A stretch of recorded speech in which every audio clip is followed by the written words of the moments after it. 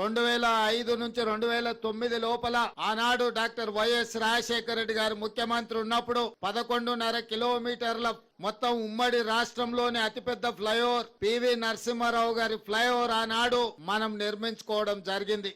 మళ్ళీ ఈ రోజు కాంగ్రెస్ పార్టీ అధికారంలోకి వచ్చిన తర్వాతనే 4 కిలోమీటర్లు పైగా రెండవ అతి పొడవైన ఫ్లైఓవర్ ఈ రోజు జూ పార్క్ దగ్గర ఆరాంఘర్ ఫ్లైఓవర్ ని మనం నిర్మించుకొని మనకు మనమే పోటీ అని ఈ రోజు నిరూపించుకోవడం జరిగింది.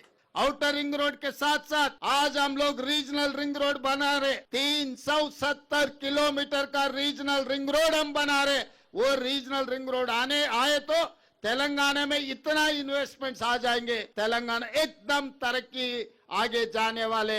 जैसा दिल्ली गुड़गांव हरियाणा है वो दो मिलाए तो हैदराबाद शहर के सामने तेलंगाना के सामने छोटे हो जाएंगे.